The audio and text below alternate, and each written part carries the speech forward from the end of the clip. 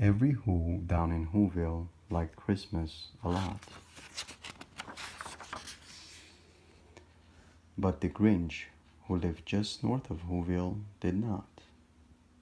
The Grinch hated Christmas, the whole Christmas season.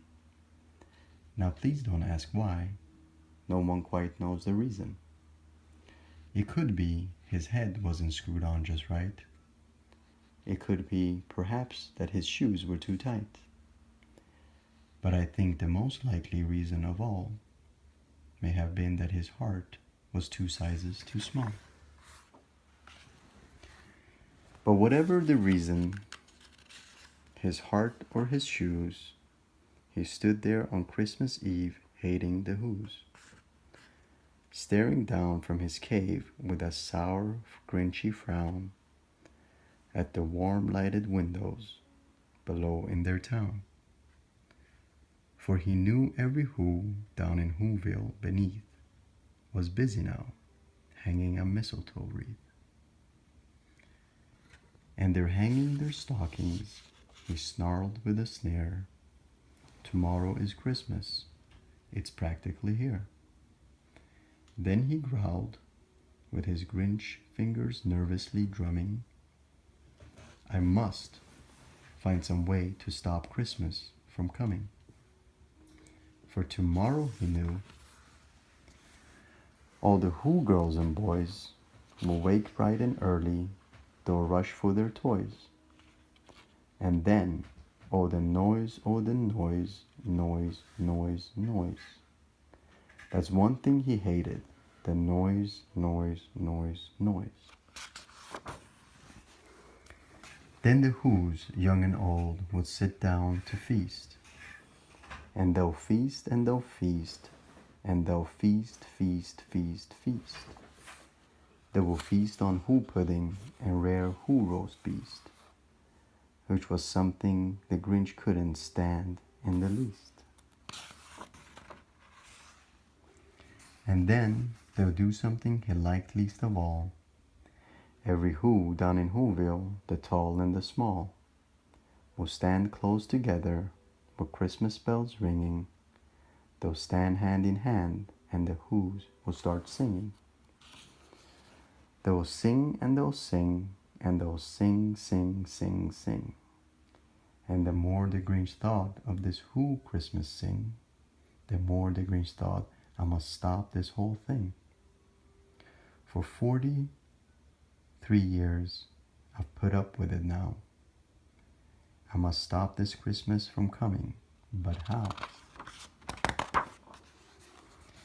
Then he got an idea, an awful idea.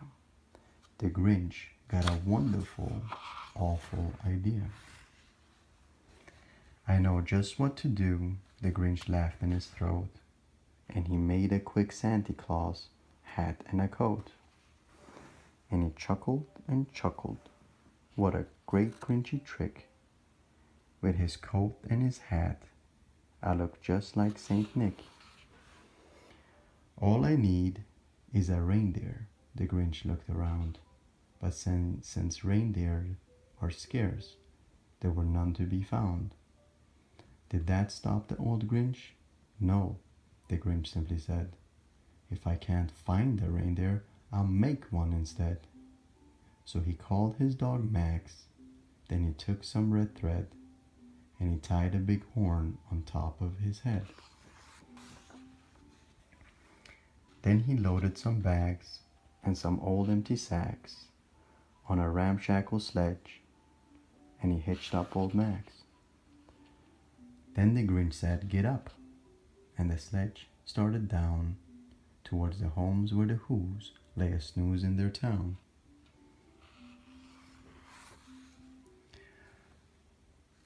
All their windows were dark, quiet snow filled the air. All the Who's were all dreaming sweet dreams without care. When he came to the first little house on the square, this is stop number 1, the old Grinchy Claus hissed. And he climbed out the roof, to the roof, empty bags in his fist. Then he slid down the chimney a rather tight pinch, but if Santa Claus can do it, then so could the Grinch.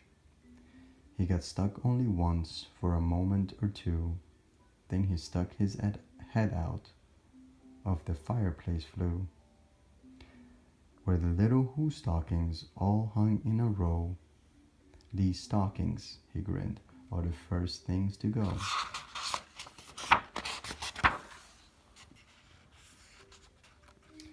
Then he slithered and slunk, with a smile most unpleasant, around the whole room, and he took every present.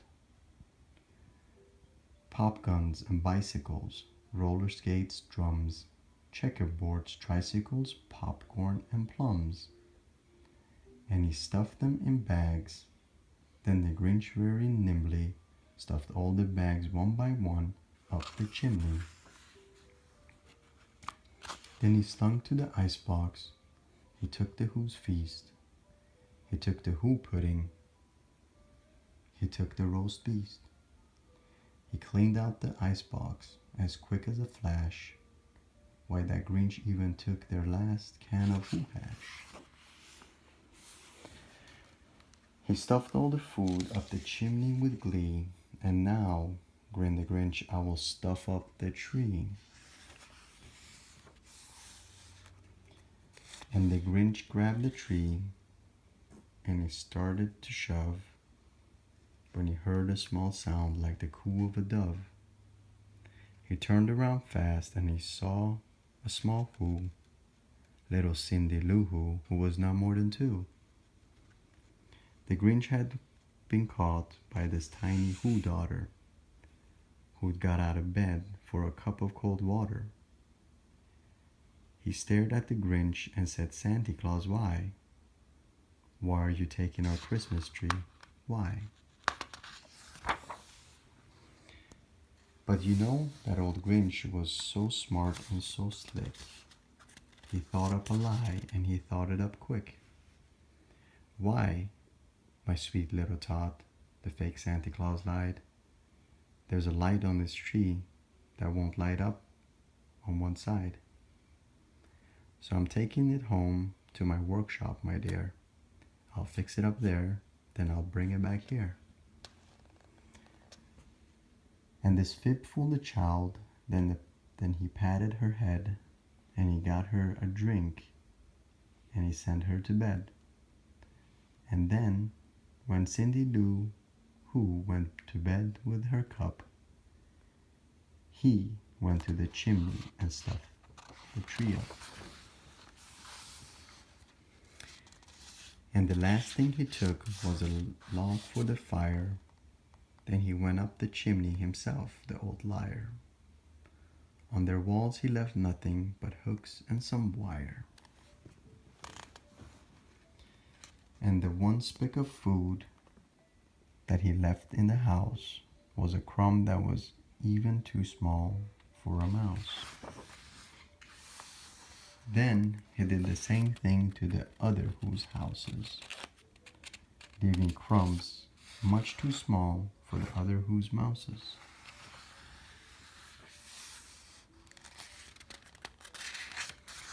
It was 1/4 dawn, all the Who's still abed, all the Who's still a snooze when he packed up his sled.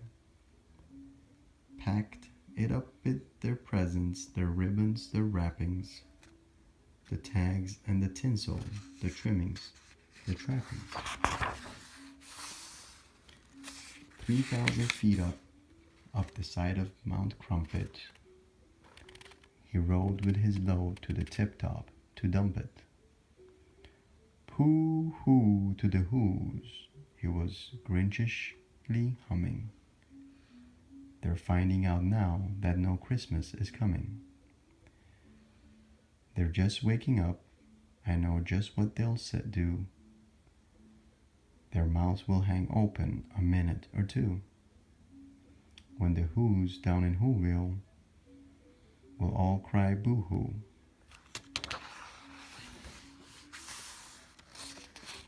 That's a noise, grinned the Grinch. that I simply must hear. So he paused, and the Grinch put his hand to his ear, and he did hear a sound rising over the snow. It started in low, then it started to grow. But this sound wasn't sad. Why, this sound sounded merry. It couldn't be so, but it was merry, very. It started down at Whoville. The Grinch popped his eyes when he shook. What he saw was a shocking surprise.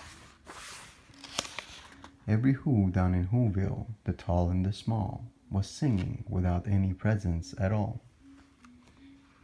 He hadn't stopped Christmas from coming. It came. Somehow or other, it came just the same.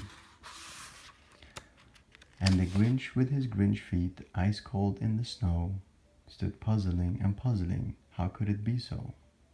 It came without ribbons, it came without tags, it came without packages, boxes, or bags. And he puzzled 3 hours till his puzzler was sore.